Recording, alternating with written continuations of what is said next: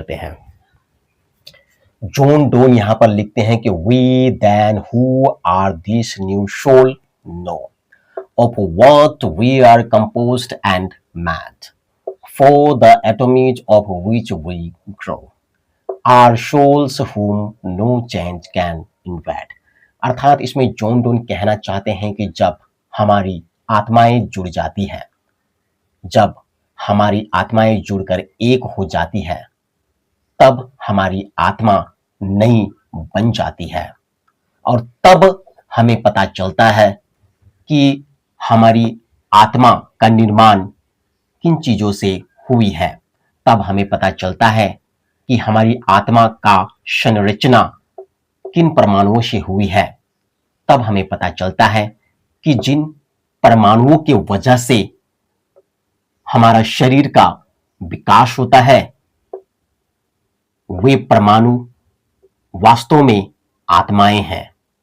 तब हमें पता चलता है कि हमारी आत्मा के अंदर किसी प्रकार का परिवर्तन घटित नहीं होता है। तब हमें पता चलता है कि हमारी आत्मा न जन्म लेती है, न इसका विनाश होता है। जॉन डोन कहते हैं कि जब हमारी आत्माएं जुड़ जाती है, तब हमारी आत्मा नई बन जाती है और तब हमें पता चलता है कि हमारी आत्मा की संरचना किन चीजों से हुई है। तब हमें पता चलता है कि हमारी आत्मा का निर्माण किन परमाणुओं से हुई है। वह आगे कहते हैं कि but oh alas so long so far our bodies why do we forbear they are ours though they are not we are the intelligences they the sphere. वह कहते हैं कि यह शरीर हमारा है, यद्यपि यह शरीर हम नहीं हैं। हम इंटेलिजेंस के रूप में इस शरीर के अंदर मौजूद हैं। हम ज्ञान, बुद्धि, थॉट्स के रूप में इस शरीर के अंदर मौजूद हैं। जिस प्रकार से सूर्य के चारों ओर ग्रह परिक्रमा करते हैं, ठीक उसी प्रकार से आत्मा के बाहर शरीर की अवस्था होती है। यह शरीर हमारा है, तो आखिर क्यों इतने दिनों तक हमने अपने शरीर को इतना दूर रखा था? आखिर क्यों हमने अपने शरीर को रोक रखा था? ये दुख की बात है। जॉन डोन कहते हैं कि यह शरीर हमारा है, इस शरीर पर हमारा अधिकार है, तो फिर क्यों हमने इतने दिनों तक अपने शरीर को रोक रखा था? क्यों हमने इतने दिनों तक अपने शरीर को एक दूसरे से मिलने नहीं दिया था? फिर वो आगे कहते हैं We owe them thanks because they did us to us at first convey, yielded their forces sent to us, nor are draws to us but lie। वह कहते हैं कि जब से यह शरीर हमारे पास है, तब से लेकर आज तक इस शरीर ने हमारे लिए बहुत कुछ किया है, हमारा बहुत साथ दिया है। इसीलिए इस शरीर के प्रति हमें धन्यवाद, आभार व्यक्त करना चाहिए। इस शरीर को हमें धन्यवाद कहना चाहिए। जब से यह शरीर हमारे पास है, तब से लेकर आज तक इस शरीर ने हमारे लिए अपनी ताकतों को पैदा किया है, अपनी ज्ञान को पैदा किया है। हमारा शरीर व्यर्थ तो बिल्कुल भी नहीं है, बल्कि इस शरीर ने हमेशा हमें भयमुक्त बनाया है, हमेशा हमें चिंताओं से मुक्त रखा है। जॉन डोन कहते हैं कि जब से हमें यह शरीर मिला है, तब से लेकर आज तक इस शरीर ने हमारे लिए बहुत कुछ किया है। इस शरीर ने हमारा बहुत साथ दिया है। इस शरीर ने हमारे लिए अपनी ताकतों को पैदा किया है। इस शरीर ने हमारे लिए अपने ज्ञान को पैदा किया है। इसीलिए हमें इस शरीर के प्रति आभार व्यक्त करना चाहिए। फिर वो आगे कहते हैं on man heaven's influence works not so but that it imprints the air so soul into the soul may flow thou it to body first repair। वह कहते हैं कि स्वर्ग का प्रभाव मानव जाति पर उस प्रकार से नहीं पड़ता जिस प्रकार से शरीर का प्रभाव आत्मा पर पड़ता है। स्वर्ग केवल मात्र हवा पर अपना छाप छोड़ जाता है। जिस हवा से बहती हुई एक सक्षम आत्मा एक तन्हा आत्मा के पास पहुंच जाती है और तन्हा आत्मा की तन्हाई दूर करती है। वास्तव में आत्मा का उद्देश्य शरीर को आरोग्य बनाना है, शरीर को रोग से मुक्त रखना है, लेकिन मुख्य रूप से आत्मा का उद्देश्य तन्हा आत्मा के पास पहुंचकर उनको तन्हाई से दूर रखना है। जॉन डोन कहते हैं कि स्वर्ग का प्रभाव मानव जाति पर उस प्रकार से नहीं पड़ता है जिस प्रकार से शरीर का प्रभाव आत्मा पर पड़ता है।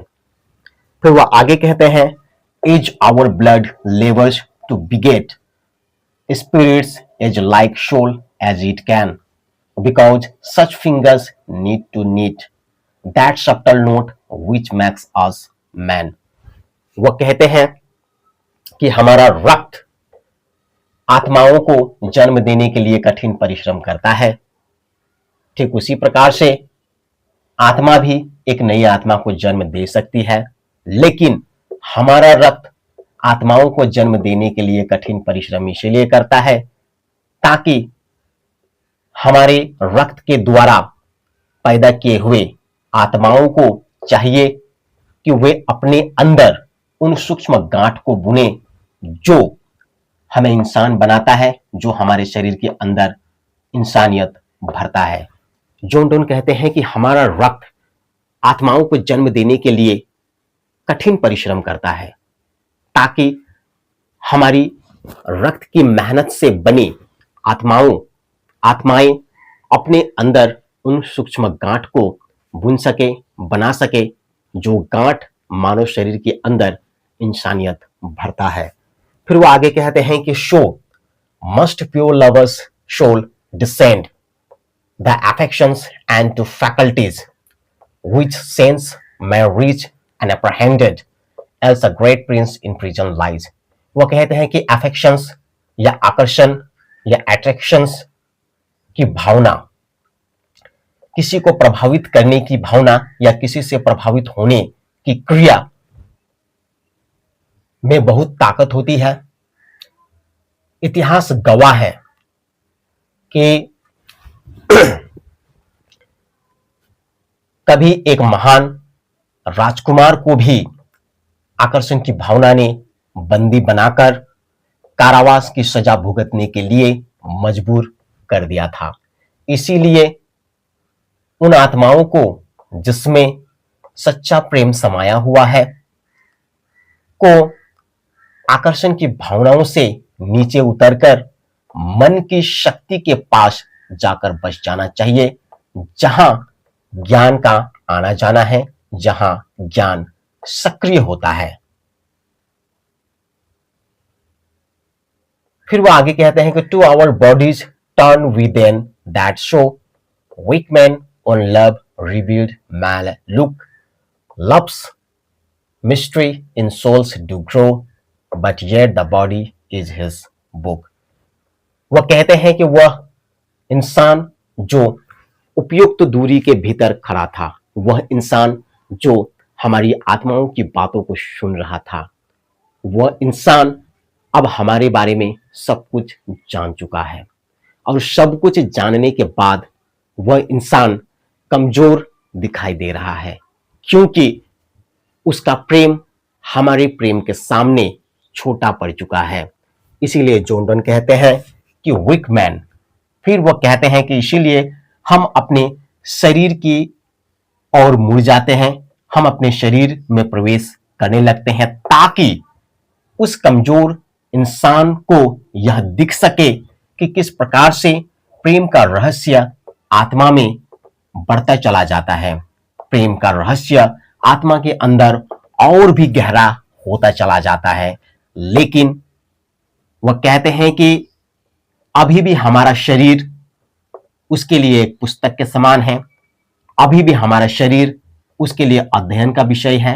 हमारा शरीर जो चुप्पी साधे हुआ था, हमारा शरीर जो समाधि वाला मूर्तियों जैसा खड़ा था, अभी भी हमारा शरीर उनके लिए एक अध्ययन का विषय है। हमारे शरीर के बारे में उसे बहुत कुछ जानना है, बहुत कुछ जानना उसके लिए बचा हुआ है। फिर वो आगे कहते हैं कि and if some lover such as we have heard this dialogue of one, let him still mark as he shall see small change when we are two bodies gone। वो कहते हैं कि हमारे जैसे कोई प्रेमी जो जिसकी आत्माएं शरीर से बाहर निकलकर उसके प्रेमिका की आत्मा से बात की होगी, जो आत्मा की भाषा समझता है, अगर ऐसा कोई प्रेमी अगर हमारी बातों को आज सुन रहा है, और भी कोई ऐसे प्रेमी होंगे जो हमारी बातों को सुन रहे हैं, तो उन प्रेमियों को हमारी बातों को सुनने दो, उन्हें रोको मत, उन्हें हमारी ओर ध्यान देने दो। क्योंकि जब हम अपने शरीर में प्रवेश करेंगे तो निश्चित तौर पर उन्हें अपने अंदर एक परिवर्तन नजर आएगा। जब हम अपने शरीर में प्रवेश करेंगे तब निश्चित रूप से वह जान पाएगा कि प्रेम की क्या परिभाषा होती है। अब तक प्रेम की जो परिभाषा उसे पता है उससे कहीं बेहतर परिभाषा उसे अब समझ में आएगा जब हम अपने शरीर के अंदर प्रवेश करेंगे। इसीलिए वह कहते हैं कि let him still mark us he shall see small change when we are to bodies gone.